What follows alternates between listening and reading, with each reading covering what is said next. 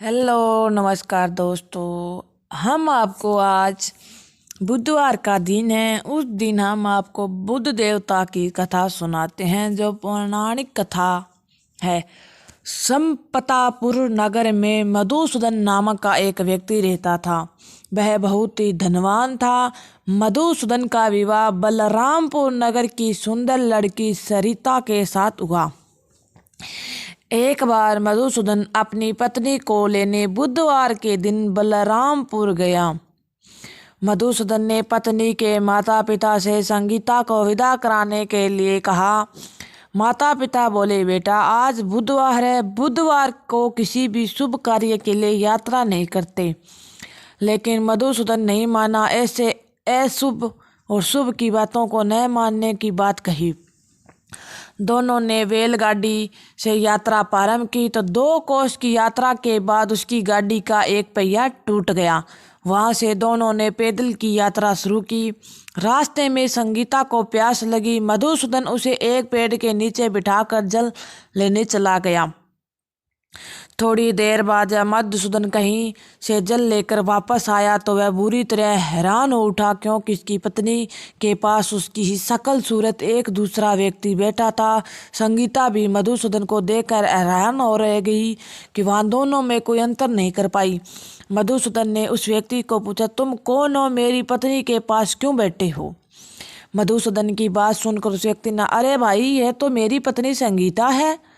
मैं अपनी पत्नी को ससुराल से विदा कर कर लाया हूँ, लेकिन तुम कौन हो जो मुझे ऐसा प्रश्न कर रहे हो?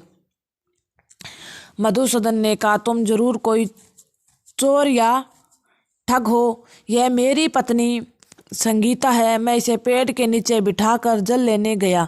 इस पर उस व्यक्ति के पास, अरे भाई, झूठे तो तुम बोल रहे हो। संगीता को प्यास लगने पर जल लेने तो मैं गया था, पर मैंने जो जल लाकर अपनी पत्नी को पिला भी दिया। अब तुम चुपचाप यहाँ से चले बनो, नहीं तो किसी सिपाही को बुलाकर तुम्हें पकड़वा दूंगा। दोनों एक दूसरे लड़ने लगे। लड़ते लड़ते बहुत से लोग वहाँ एकत्र हो गए। नगर में कुछ सिपाही भी वहाँ आ गए। सिपाही ने दोनों को पकड़कर राजा के पास ले गए। सारी कहानी सुनाकर राजा को वो निर्णय नहीं कर पाए। संगीता भी उन दोनों में से अपने वास्तविक पति को पहचान नहीं पा रही थी। राजा ने दोनों को कारागार में डालने लिए कहा। राजा के फैसले पर असली मधुसूदन भयभीत हो उठा। तभी आकाशवाणी हुई, मधुसूदन, तुम संगीता के माता पिता की बात न मानी और बुधवार के दिन अपनी ससुराल को प्रस्थान किया। यह सब भगवान बुद्धवा देव का प्रकोप है। मधुसूदन ने भगवान बुद्धदेव की प्रार्थना की, हे भगवान बुद्धदेव, मुझे क्षमा कर दीजिए, मुझे बहुत बड़ी गलती हुई। भविष्य में कभी बुधवार के दिन यात्रा नहीं करूँगा और सदैव बुधवार का आपका व्रत किया करूँगा।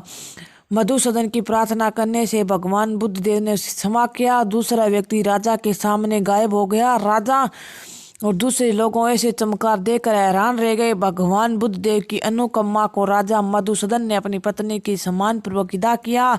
कुछ देर चलने पर रास्ते में उन्हें बैलगाड़ी मिल गई। बैलगाड़ी का टूटा हुआ पहिया जुड़ गया। दोनों उसमें बैठ के संपतापुर की में चल दिए। मधुसूदन ने अपनी पत्नी संगीता को बुधवार का व्रत करते हुए आनंदपूर्वक जीवन यापन करने लगे। इसी तरह भगवान बुद्धदेव की कृपा उनमें खुशियां बरसाने लगी। इस तरह स्त्री पुरुष विधिवत बुधवार का व्रत करते हैं, व्रत कथा सुनते हैं। भगवान बुद्धदेव दूर संकट दूर करते हैं। धन्यवाद दोस्तों। हमसे कोई गलती हुई तो माफ़ करना और हम आपको फिर से अगली कहानी में मिलते हैं।